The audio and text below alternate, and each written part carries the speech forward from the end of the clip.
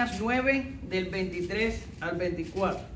Así dice el Señor: no se gloríe el sabio en su sabiduría, ni se gloríe el poderoso de su poder, ni el rico se gloríe de su riqueza, mas el que se gloríe, gloríese de esto, de que me entiende y me conoce, pues yo soy el Señor, que hago misericordia, derecho y justicia en la tierra, porque en estas cosas me complazco, declara el Señor.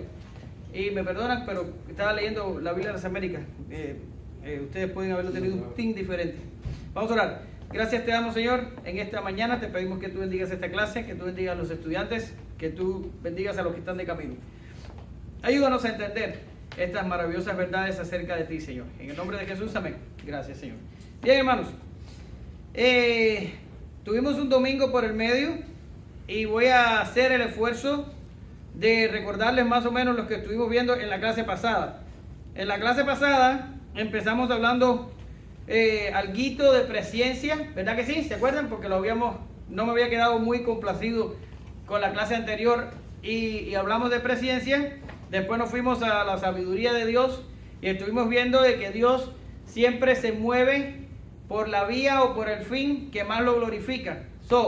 Nosotros no estamos, no somos el centro es Dios. Dios no busca nuestra gloria, nuestro sueño, no busca satisfacernos a nosotros, no busca nada de esas cosas. Dios busca su gloria. Y esto es una cosa muy importante que tenemos que aprender, porque se nos ha enseñado en muchos casos un evangelio que rota alrededor del hombre. Se le dice que tiene un enfoque antropocéntrico. ¿Qué quiere decir? Está el hombre en el medio y yo tengo sueños, tengo planes, tengo propósitos y Dios me ayuda, ¿verdad?, a cumplir esos propósitos. Les puse el ejemplo de que a veces estoy en la carretera y veo negocios, gente que anda en camioneta con un negocio y le tienen la promoción puesta. Por ejemplo, matamos cucarachas, bichos, no sé qué, fumigamos en las casas. Y abajito usted ve que dice: todo lo puedo en Cristo que me fortalece. ¿No sirve para eso? Dios no sirve para eso. Y no estoy diciendo que Dios no pueda bendecir nuestro trabajo, eso es otra cosa. Pero Dios no sirve para que yo le diga: voy a empezar un negocio de hacer guitarras, ayúdame por favor. Y Dios tiene que ayudarme. No es así. Dios lo hará si eso lo glorifica más. Pero si no lo glorifica, no lo hará. Porque Dios nos rota alrededor de nosotros. El enfoque es teocéntrico, Dios en el centro, ¿ya? Pero eso es clase pasada, solo le estoy dando una pincelada para que más o menos se entienda. Estuvimos viendo que Dios muestra su sabiduría en la creación, la providencia y la redención, y ahí no me metí porque más adelante vamos a hablar mucho sobre eso. Estuvimos viendo también la veracidad de Dios. La veracidad de Dios, que una de las facetas de la veracidad de Dios es como tal, que Dios es la fuente de toda verdad y que Dios es digno de nuestra confianza. Podemos confiar en Dios de que Él va a cumplir lo que prometió, porque Dios es veraz, Dios es fiel, ¿verdad que sí? Ahora, de ahí pasamos a las perfecciones y puse comunicable. ¿Por qué puse comunicable? Es perfecciones morales. Pasamos a las perfecciones morales.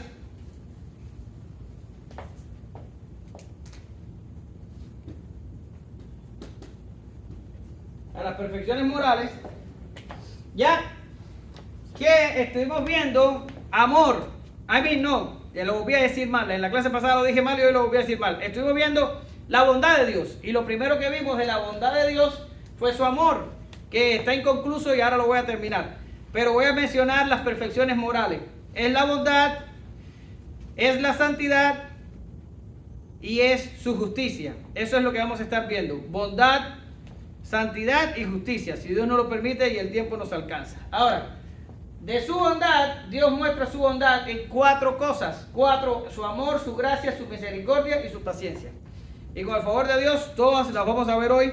Y vamos a ver si podemos seguir incluso un poquito más allá y hablar de santidad y hablar de justicia. Bien, ahora, amor. Estuvimos viendo en la clase pasada que Dios, y esto es clase pasada, ya ustedes debieron haberlo sabido, que Dios ama como creador a toda la creación y ama a todos los hombres. Esto es una verdad bíblica. So, hay algunos que en este tiempo tratan de aminorar eso, pero no es así. Dios ama a todos los hombres, a todas sus criaturas. Dios ama su creación como creador. ¿Ya? Esto es una verdad. Y lo vimos en Mateo 5, del 44 al 45. Ahora, por otro lado, Dios muestra un amor especial, un amor distintivo sobre sus hijos. Y con esto queremos decir que no todos los hombres del mundo, hombres, cuando digo hombres estoy hablando genéricamente, no todos los hombres son hijos de Dios. Todos los hombres son criaturas de Dios, pero no todos son hijos. Son hijos solo los escogidos. Y vamos a tener tiempo de hablar de los escogidos cuando entremos en redención. Pero a los escogidos, a los hijos de Dios, Dios los ama de manera especial. O los ama, además de como creador, los ama como redentor. ¿Ya? Por estos hombres, Dios, desde antes de la fundación del mundo, hizo un acuerdo de redención para salvarlos por medio de la encarnación de la segunda persona de la Trinidad. ¿Ya? Quiere decir, este amor es distintivo. Este amor es solo para los hijos de Dios, que no son todos los hombres. Eso lo dejamos establecido la clase pasada. ¿Ya está? Porque usted en internet se va a encontrar el debate que hay algunos que dicen Dios ama a todos, pues Dios va a salvar a todos. Eso es universalismo, eso es una falsa doctrina, eso es una herejía. Dios no va a salvar a todos, ¿ok? Y está la parte que dice no, Dios no ama a todos los hombres, Dios solamente ama a los escogidos, a sus hijos, y allí se queda amando a sus hijos. Y al resto no lo ama, el resto son impíos, el resto son pecadores, el resto están bajo la ira de Dios. Y estas verdades hacen que la gente se vaya para un grupo o que se vaya para el otro. Y yo les dije en la clase pasada, no forme grupo, no forme sectas. Siempre busque el equilibrio. Estamos en las dos cosas. Dios como creador ama a todos, sin embargo, aunque los ama como creador, a los que pecan los va a mandar al infierno, ya eso lo vimos. Y a los hijos de Dios por los cuales Cristo murió, estos los ama de manera especial y le va a mostrar cierta clase de cosas que vamos a tratar cuando hablemos de redención. A ver, hermana, ¿tienen la mano levantada? Sí, hermano. Sí, dígame. Usted está diciendo que a los que pecan no los ama o algo así. No, estoy diciendo que los ama a todos. Sí. Y a los que pecan, aunque los ama, los va a mandar al infierno. Pero todos pecamos. Yo sé, pero a los hijos de Dios, Cristo pagó el precio por los pecados nuestros, o eso es otra cosa. Pero Pagó el precio por todos que no quieren los que no quieren arrepentirse o no pueden o no sé. Esos son los que... ok, mira, esa pregunta te la puedo responder, pero no me conviene. Te voy a decir por qué. Porque me saca del tema de la clase. Pero te la voy a responder en el tiempo. Solo si me tienes un poquito de paciencia. Cuando hablemos de redención, vamos a caer ahí. Y vas a aprender que Dios no pagó por todos. Que Dios pagó solo por los hijos. Pero eso no te lo puedo explicar hoy porque me saca del tema de la clase. Pero por el momento tenme paciencia. Y vamos a llegar ahí un día. Solo tenme paciencia. Ahora, ya vimos esto del amor. Ahora, el amor se complica un poquito también, que es lo que me faltó la clase pasada por causa del tiempo, porque hoy vivimos un evangelio que yo lo llamo hollywoodense, o marcado, o amasado, o que Hollywood, el cine y la cultura americana le ha dado forma a un evangelio que por demás es falso. Y es un evangelio inclusivo donde Dios ama a todos los hombres de forma redentora y quiere que todos los hombres vengan al arrepentimiento y se salven.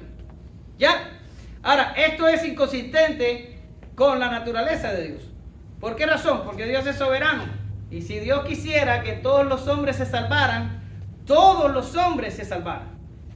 ¿Ya lo entienden? Un soberano hace lo que quiere. Y dice el Salmo, nuestro Dios está en los cielos y todo lo que quiso hacer lo ha hecho. Por tanto, si Dios quisiera que todos los hombres se salvaran, Dios los salvara. Ahora, Dios no quiere que todos los hombres se salven.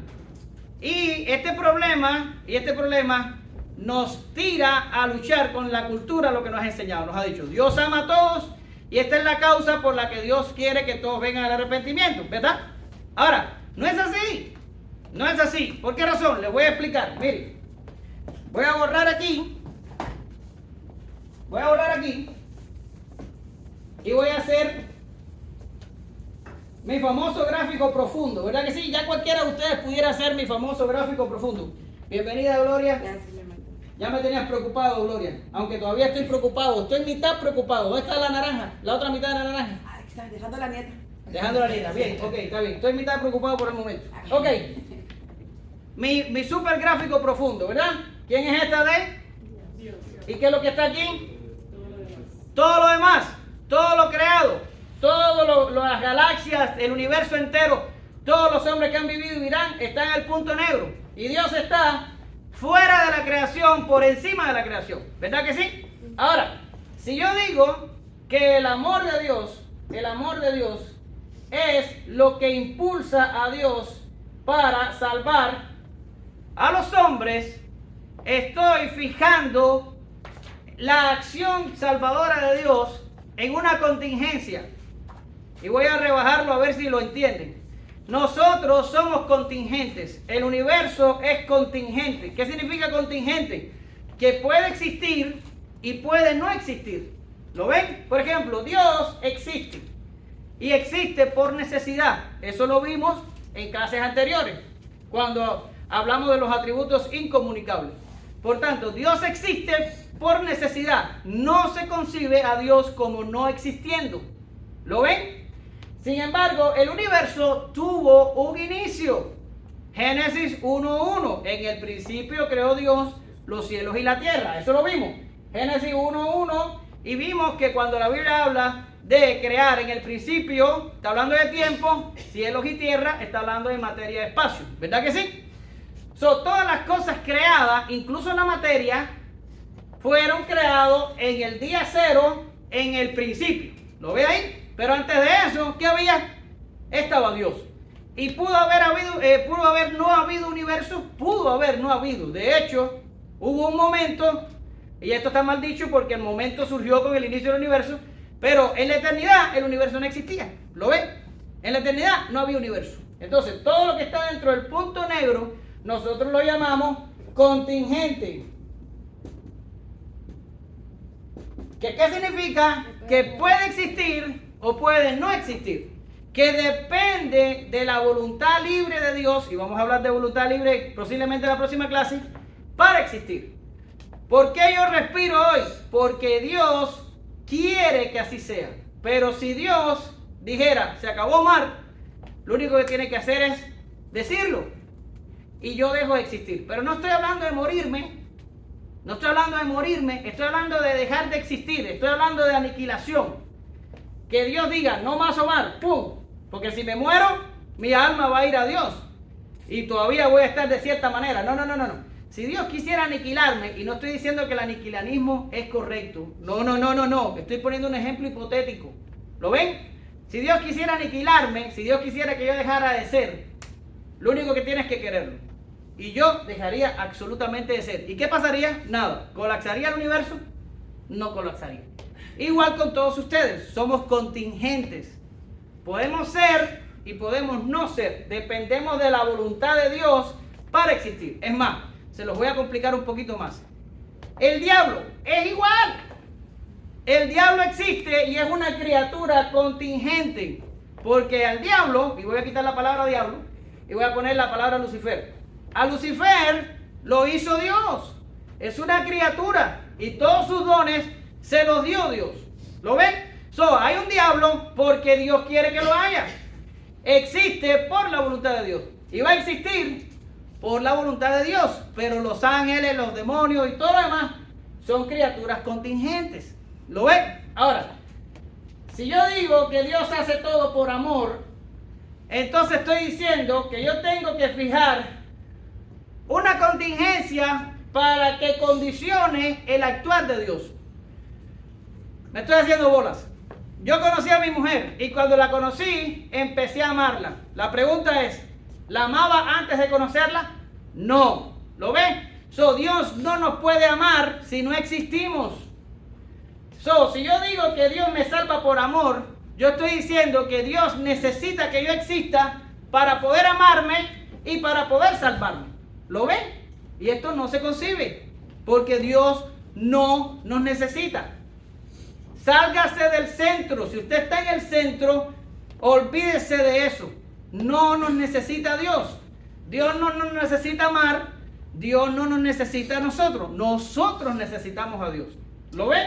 Ahora, si yo digo que Dios lo hace todo por amor, yo estoy diciendo que Dios necesita que una criatura exista para Él poderme amar, para Él poder actuar. Sin embargo, los cánones ortodoxos de doctrina dicen que Dios no lo hace por amor, aunque usted crea que yo estoy diciendo disparate. Lo hace por su voluntad. Y esto saca el amor del centro y pone una palabrita que muchos cristianos le tienen miedo, pero está en la Biblia. ¿A nadie se le ocurre cuál es la palabrita? Vale 5. Ni siquiera a ti.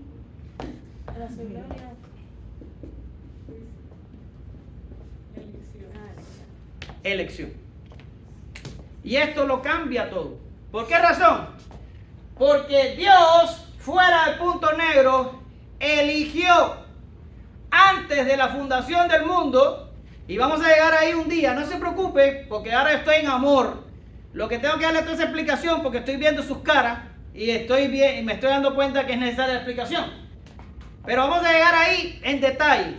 Pero ahora, elección. Dios eligió desde la eternidad a un número de hombres, genéricamente hablando, y vamos a suponer que el número es X. Un número X de hombres. Y a ese número X de hombres los eligió para que fueran salvos. ¿Lo ven? Y esto entonces hace que la elección sea incondicional. O sea, Dios no me miró a mí, y dijo, Omar, me va a gustar la corbata que trae, voy a salvarlo porque o es inteligente, o es buen padre, o es bueno en su trabajo, o es no sé qué, bien parecido. Y que sí. No. Dios no escoge porque vea algo en nosotros que le llame la atención. Dios escoge por su voluntad. En otras palabras, diciéndole cubano, Dios escoge al que le da la gana. Y si a usted no le gusta, pues es un problema suyo. Pero es la verdad. Ahora, cuando hacemos de la elección, el centro, entonces decimos que Dios eligió amar de una forma especial al número de hombres X que quería salvar. ¿Lo ven? Sacamos a Hollywood del asunto, sacamos la cultura del asunto y dejamos la voluntad de Dios que busca siempre su gloria. Y eligiendo incondicionalmente, Dios no necesita criaturas previas, sino que Él elige desde su voluntad y entonces camina en consonancia. Por tanto, está mal dicho que Dios nos salvó porque nos amó. No. Dios nos salvó porque nos eligió y porque nos eligió, nos amó. ¿Lo ve ahí? ¿Lo ve o no lo ve? Sí. Por tanto, si usted dice Dios nos ama, usted está diciendo la verdad. Dios nos ama y nos ama como nadie nos ama en esta vida. Pero esa no es la causa de la salvación. La causa de la salvación es la elección. ¿Lo ven? Sí nos ama, pero no es la causa. La causa es que Dios nos eligió en Cristo antes de la fundación del mundo. Léase Efesios 1 y 2 y usted va a ver que ahí está clarito. A ver. Cuando digo el ejemplo de que su esposo no la podía amar cuando no la conocía, lógico. Ok. Pero Dios en Gálatas 1:15, desde antes de que naciera, ya me conocía, sabía a mí, mi mamá. Correctamente, porque te eligió. Ok, porque te eligió. Pero para amar tenemos que conocer la criatura como tal. Y para elegir, podemos elegir de antemano. ¿Lo copias? Dios, porque nos elige, nos conoce. No nos conoce y después elige. Porque la elección es incondicional. No sé si lo estás agarrando. O sea, mira, los arminianos dicen esto. Dios mira en su conocimiento y dice, perdona José Luis, voy para ti. José Luis va a tener fe en el año 1995. Pues lo voy a elegir para salvación. Eso es una tontería. Porque Dios está mirando en el futuro y está diciendo, porque va a creer, lo voy a elegir. Bueno, a ver, si ya cree, ya está elegido. Es como que yo diga, los que van a nacer en el continente americano en el año 2023 son americanos. Eso no tiene ningún sentido. Por supuesto que van a ser americanos. Van a nacer aquí. ¿Lo ves? Entonces, quiere decir, el conocimiento de Dios no condiciona la elección. La elección es antes incluso de eso. Dios nos elige y Dios nos ama y Dios nos conoce después de la elección. Porque Dios no necesita conocernos ni lo hace para elegirnos. Él lo hace, Él nos elige según el santo consejo de su voluntad. Los teólogos lo dicen así para decir, elige sin condición, sin tener nada en cuenta, sin tener un conocimiento previo, sin tener un sentimiento previo, sin tener una emoción previa, solo elige por su voluntad, incondicionalmente. No ve nada en nosotros, no nos ama primero, no nos conoce primero, simple nos elige. Y cuando nos elige, entonces nos conoce, y todo eso es antes de la fundación del mundo, entonces nos ama y entonces viene todo lo demás. A ver. No, ya acabo de responder. Yo pensé que el que te elige es una muestra de amor. No, Tampoco. no. Sí, Todo empieza con la elección. Ok. Y después, porque te eligió, te conoce y porque te eligió, te ama. Pero la elección no puede ser una... Y ya se dan cuenta que no estamos hablando de amor, ¿no? Que estamos en elección, pero no pasa nada. A ver. Yo creo, bueno, mi pregunta es de su omnisciencia, Ajá. que Él lo sabe todo. Ok. Así que conoce nuestra vida, ¿no? Correctamente. Hay un salmo que dice que antes de yo nacer, todas las cosas estaban escritas en tu libro, en su libro. A ver. Así que eso de, bueno, tal vez me estoy confundiendo en la elección y luego nos conoce. Pero ya nos conoce cuando nos elige, ¿no? Ok, mira. Una de las primeras clases, en serio, a ver, no voy a dar clase hoy. Esto es pregunta y respuesta. Qué bueno que toque ese tema porque sí hay mucha confusión en cuestión de la elección. Porque dicen unos que a unos sí y a unos Dios, pero... A unos sí, a unos no. Sí, bro, o sea, a unos sí y a unos no. Ah, Hay ya. mucha gente que dice, ¿por qué a ti sí y a mí no? O sea, esa controversia. Pero, hermano, hay algo muy importante. La Biblia dice que desde el vientre de tu mano te conocí. O sea, te formó, ¿verdad? Pero desde antes de que tuviéramos ella nos había escogido. Correctamente, así es. Mira, en la primera clase, o sí, fue la primera, creo, hablamos de la simplicidad de Dios. Y cuando hablé de simplicidad les dije, vamos a separar los atributos o las perfecciones para estudiarlas, pero en Dios funcionan a la vez. Soy yo, para una manera de que ustedes puedan entender lo que quiero transmitir, las separo, pero en Dios funcionan all together. No hay manera que se separen y que Dios sea justo y suprima el amor, o que Dios sea amor y suprima lo justo, o que Dios suprima el conocimiento y active la voluntad. No pasa así. Todo funciona a la vez en Dios, porque Dios, la simplicidad de Dios lo establece. No podemos concebir a Dios como con partes. ¿Lo ven? Yo lo estoy separando por necesidad de entenderlo. Es como hacemos todo en esta vida. Los médicos te separan en partes y el oculista atiende vista, el neumólogo atiende pulmones, el otorrinolaringólogo atiende garganta y oído, así más o menos. ¿Lo ven? Ahora, eso es lo que hago yo. Para poder estudiar teología, lo separo momentáneamente. Pero la teología sistemática me ayuda a encajarlo para atrás en lo que estamos hablando. Ahora, lo que quiero establecer, no, vete, que tú vas a empeorar esto. Lo que quiero establecer es que la elección es totalmente incondicional y Dios no toma de su conocimiento, aunque lo tiene, y tú también lo estableciste y está bien. Dios no toma de sus emociones o de sus atributos morales, de su amor, y Dios no dice, ay, amo a Agnalia, mira qué bonita se ve, voy a salvarla. No, Dios no hace eso. O Dios, ¿cuál es tu nombre, hermano? Edgar. O Dios no dice, mira Edgar va a tener fe en tal año y va a asistir a la iglesia, lo voy a salvar. No, Dios no hace eso. Dios elige primero y después, si es que esto puede concebirse, hermano, porque yo estoy hablando antes de la creación. Dios nos eligió antes de la fundación del mundo, y antes de la fundación del mundo no había tiempo, aunque no sabemos lo que eso significa. Y cuando yo digo Dios primero nos eligió, estoy contradiciéndome a mí mismo, porque yo no puedo usar una temporalidad en una acción de Dios que se desarrolla en la eternidad. ¿Lo ves? Pero para que mi cabeza no explote, ¡boom!, tengo más o menos que decir algo así como Dios primero elige y después conoce y después ama. O tengo que darle cierta clase de orden a esto, aunque en Dios todo funciona a la vez. ¿Lo ves? Es lo que quiero transmitir. Pero lo que yo quiero desarraigar de la mente de ustedes, y me he ido del tema, es que Dios no se mueve por amor. Por amor se mueven los romanticones americanos que han tratado de cambiar el evangelicalismo, ¿verdad? Y pudiéramos hablar de historia de la iglesia por 2 horas y hablar de cómo el evangelicalismo cambió en América y le dieron este tono rosado de amor al evangelio. No. Dios funciona por elección. Y de ahí para allá no se llama. A ver, hermano. Hermano, es que yo no estoy entendiendo, soy dura de cabeza, pero no sé. La Biblia dice que la esencia de Dios es el amor. Entonces, Dios es amor. Sí, mira. Entonces, Tienes la razón, Dios es amor, eso está bien, ya lo establecimos antes cuando dijimos que Dios es sus atributos. Podemos decir, Dios es amor, Dios es vida, Dios es luz. ¿Lo ves? Todas esas cosas son verdad. Eso no significa que el amor es la causa de nuestra salvación.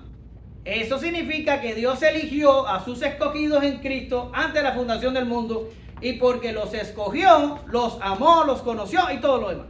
entonces no lo hizo por amor.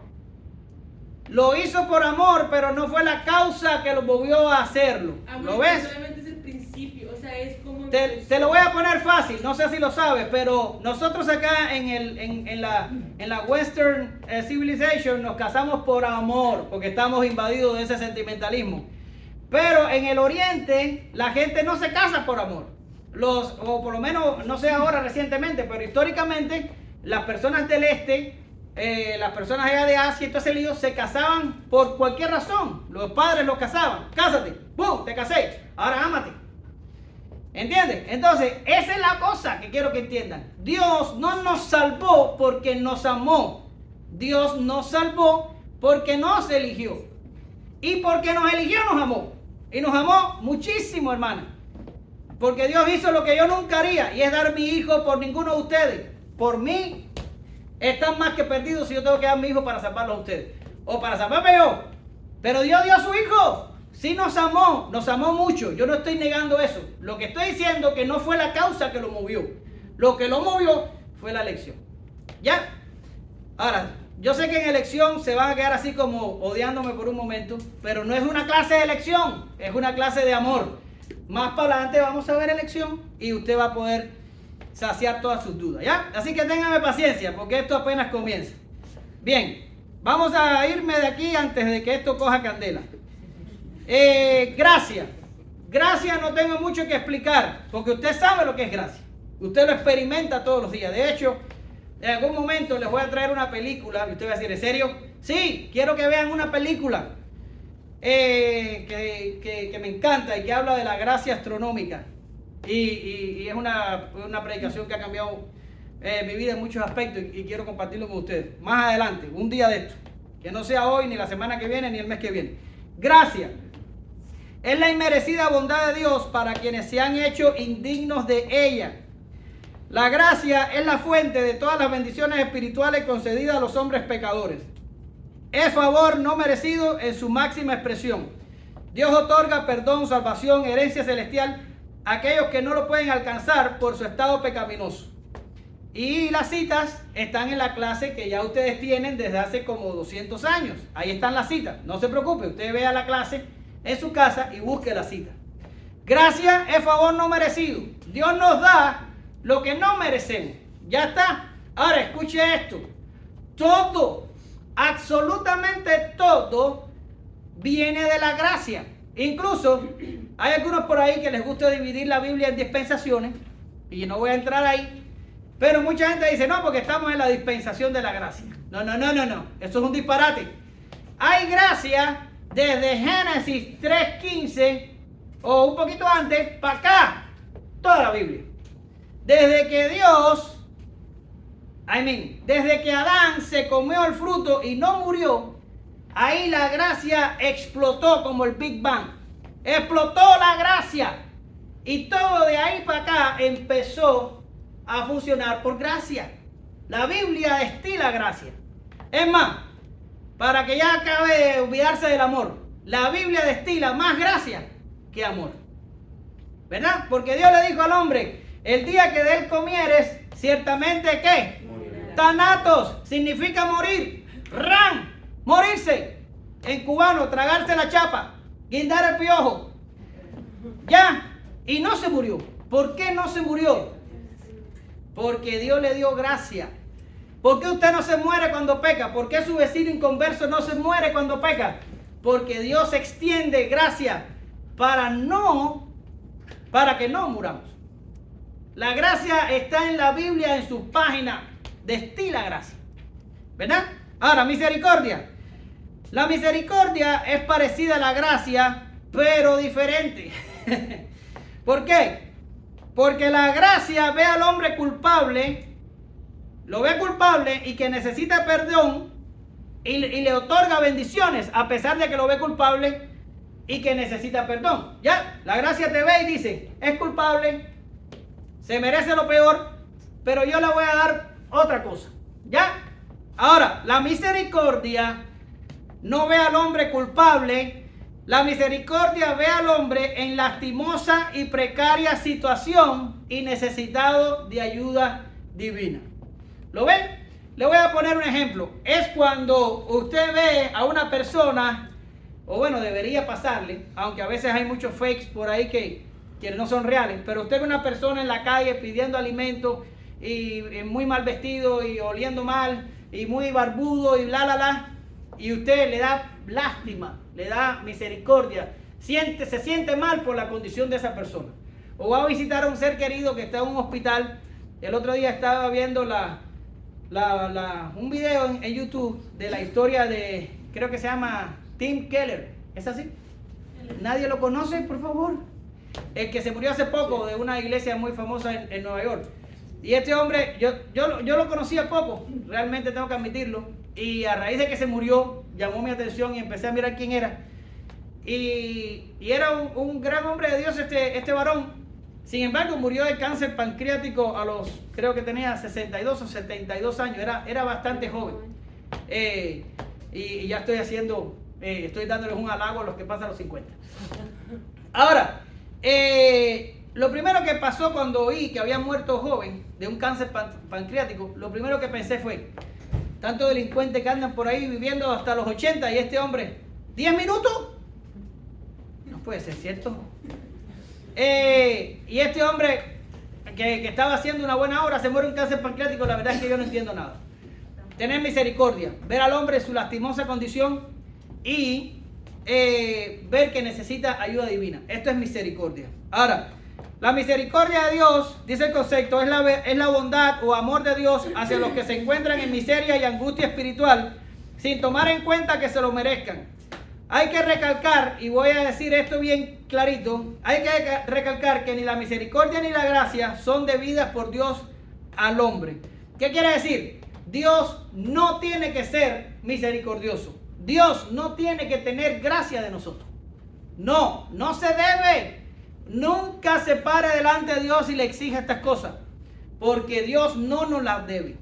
¿Por qué razón? Porque Dios creó un jardín paradisiaco, todo perfecto, un mundo en armonía, puso un hombre perfecto en él y le dio un mandamiento fácil: no comas del árbol. Y el hombre lo fastidió todo. Al caer en ese estado, Dios no nos debe gracia ni nos debe misericordia. No nos los debe. Lo único que Dios nos debe a nosotros es justicia. Y vamos a hablar de justicia por lo que veo en la clase que viene. ¿Ya? Eso es lo que nos debe. Pero Dios no nos debe misericordia ni tampoco gracia. Ahora, en los 10 minutos que me quedan... Ya te quedan 8. Ya me quedan 8. Excelente. Vamos a hablar de paciencia. Paciencia. ¿Qué es lo que usted tiene que tener conmigo para que usted logre entender todo dentro de 2 años, más o menos? ¿Ok? Ahora, vamos a ver. Paciencia es aquel aspecto de la bondad o amor de Dios en virtud del cual, escuchen, Él soporta al obstinado y malvado a pesar de su persistente desobediencia. Ahí están los textos: Éxodo 34:6, Salmo 86:15.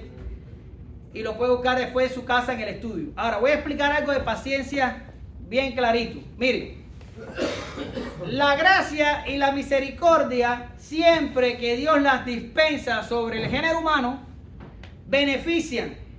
¿Lo oyó? Si usted es objeto de la gracia de Dios, usted sale beneficiado.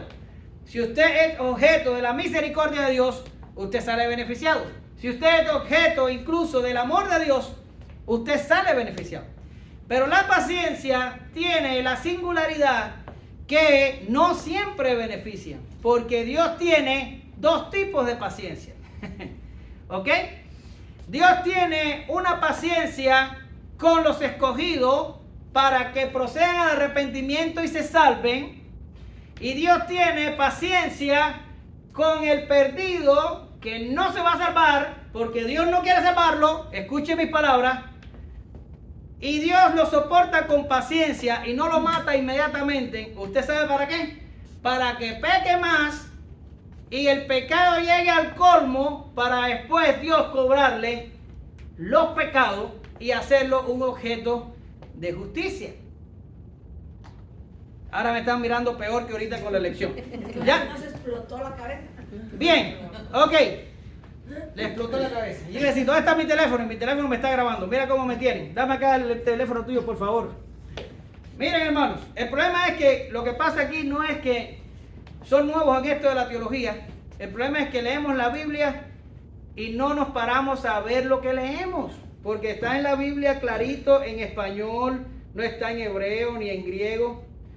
Está ahí, ya ha estado ahí siempre, toda la vida. Lo que pasa es que no nos detenemos a ver, solamente nos imaginamos una cosa ahí y ahí le damos. Pero mira, Escudriñar. eso es lo que no hacemos. Escatológicamente. Voy, mira. ¿Qué pues diremos? Romanos 9:14. Escuche, hermano, escuche para que no sea yo el que hable, sino que sea Dios el que hable. ¿Qué pues diremos? ¿Que hay injusticia en Dios? En ninguna manera. Pues a Moisés dice, escuchen, tendré misericordia del que yo tenga misericordia y me compadeceré del que me compadezca. Así que no depende del que quiere ni del que corre, sino de Dios que tiene misericordia. Español no es otro idioma. Voy. Porque la escritura dice a Faraón, escuchen, y la pregunta que le voy a hacer es esta: ¿Dios quería salvar a Faraón? ¿Dios quería salvarlo? No me responda. Solo escuche la Biblia. Dice, porque la escritura dice a Faraón, para esto mismo te he levantado, para mostrar en ti mi poder y para que mi nombre sea anunciado por toda la tierra. De manera que de quien quiere tiene misericordia, ese es el grupo de la misericordia, y al que quiere endurecer, endurece. Ese es el grupo que no alcanza misericordia. Voy. Pero ¿qué me dirás? ¿Por qué inculpa? Porque ¿quién ha resistido a su voluntad? Y dice Pablo, mas antes, oh hombre, ¿quién eres tú para que alterques con Dios? Dirá el barro, por favor vuelve, dirá el barro al que lo formó, ¿por qué me has hecho así? ¿O no tiene potestad el alfarero sobre el barro? Escuche, para hacer de una misma masa un vaso para honra y otro para deshonra. ¿Y qué? O sea, ¿cuál es tu problema? Es lo que está diciendo aquí la Biblia. ¿Dónde está? ¿Y qué si Dios, queriendo mostrar su ira y hacer notorio su poder, soportó con qué?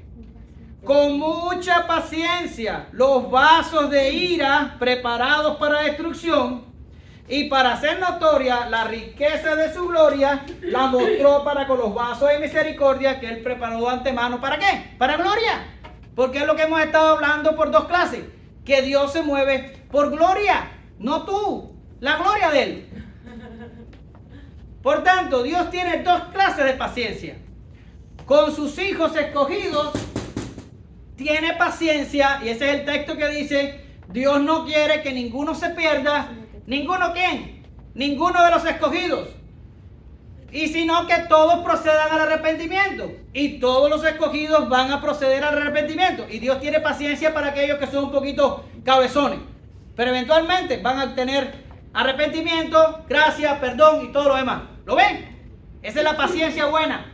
Pero está la paciencia mala, de la que fue objeto el faraón, y fue la paciencia con la que Dios lo soportó. En la escritura, en teología decimos que Dios pasó por alto sus pecados, o sea, aguantó el juicio, se aguantó Dios con su juicio y lo dejó pecar todo lo que él quiso. ¿Por qué razón? Porque Dios lo que quería mostrar en Faraón era su juicio. Lo dice Romanos allí clarito y en español. Dios nunca quiso salvar a Faraón, como tampoco quiso salvar nunca a Judas. La escritura lo llama el hijo de perdición. Y hoy por hoy hay gente por ahí diciendo que Dios quiso salvar a Judas. ¿En serio? Era el hijo de perdición. Ya. Ahora, esa es la paciencia, porque no quiero que se me traumaticen. Por el momento hablamos de dos paciencias. La paciencia para arrepentimiento y la paciencia para juicio. Que Dios permita que siempre nosotros estemos en el grupito de la paciencia para arrepentimiento.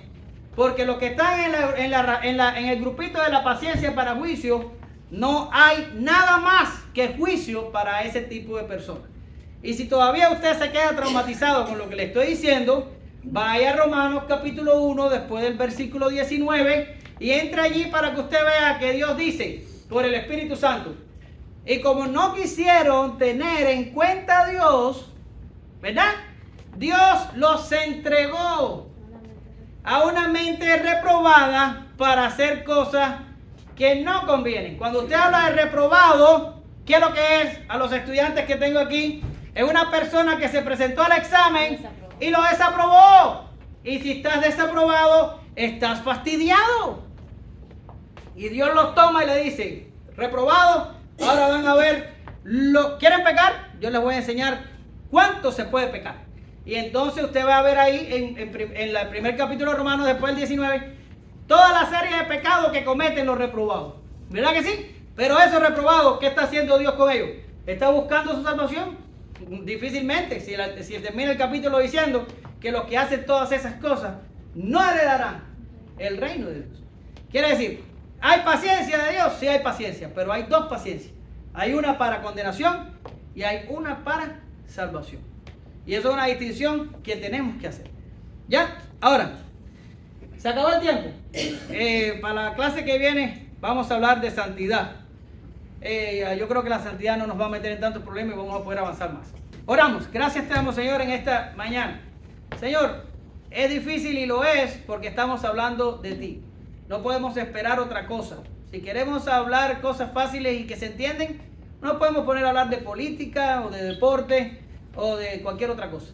Pero cuando nos acercamos a la Escritura y hablamos de tu persona, hablamos de tu ser, hablamos de tus perfecciones, pues es algo que no podemos ni siquiera llegar a entender muy bien. Y sobre todo porque estamos llenos de pecado y de corrupción y batallamos con nuestro orgullo y nuestras preconcepciones. Por eso te pedimos, Señor, que tú ayudes no solo a mí, sino a mi clase, a despojarnos de todo peso y de todo nuestro pecado y de todas nuestras ideas preconcebidas, para que tu palabra llegue a nuestra mente de la forma en la que fue concebida por tu Espíritu Santo, y que podamos crecer en conocimiento, y que podamos crecer en temor, y que podamos crecer en santidad, que esa es la función para la que tú tienes la Escritura. En el nombre poderoso de Jesús, amén. Gracias te damos, Señor. Bien, hermanos.